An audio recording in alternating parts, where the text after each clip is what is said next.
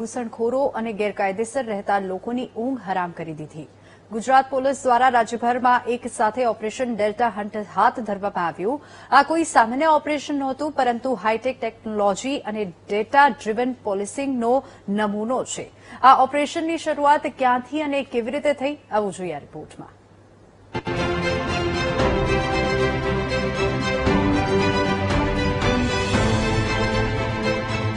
2 જૂન 2026 આ દિવસ ગુજરાતના લોકોને તો યાદ નહીં હોય, પરંતુ ગુજરાતમાં ગેરકાયદે ઘૂસીને રહેતા બાંગ્લાદેશીઓને બરોબર યાદ હશે, કારણ કે ગુજરાત પોલીસ દ્વારા ગેરકાયદેસર રીતે વસવાટ કરતા ઘૂસણખોરોને ઝડપી પાડવા માટેનું ઓપરેશન ડેલ્ટા હન્ટ 2 જૂન 2026ની રાતથી શરૂ કરવામાં આવ્યું હતું।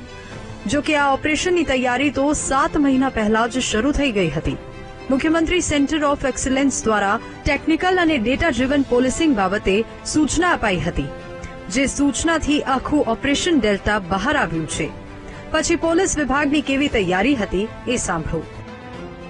જેમ મેં આપને જણાવ્યું તેમ કે આશરે 6 મહિના પહેલા નાયબ મુખ્યમંત્રી શ્રી નવ દ્વારા આ રીતની કામગીરી માટે સૂચના આપવામાં આવી હતી।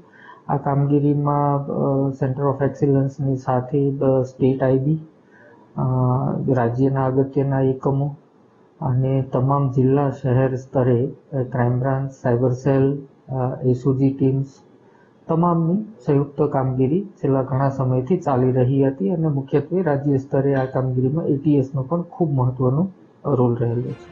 આ ઓપરેશન કોઈ ચોક્કસ ઇનપુટ કે બાતમીના આધારે શરૂ નહોતું થયું। ગુજરાત પોલીસની ટેકનિકલ ટીમ દ્વારા અત્યંત આધુનિક એવી પ્રોએક્ટિવ ડેટા એનાલિસિસ પદ્ધતિનો ઉપયોગ કરવામાં આવ્યો હતો। સમયાંતરે ડેટા એકત્રિત કરીને તેનું ઝીણવટભર્યું એનાલિસિસ કરવામાં આવ્યું। મળેલા રો ડેટા પર કામગીરી કરવામાં આવી। હ્યુમન ઇન્ટેલિજન્સ અને કમ્યુનિકેશન પેટર્નના આધારે શંકાસ્પદને આઈડેન્ટિફાય કરાયા।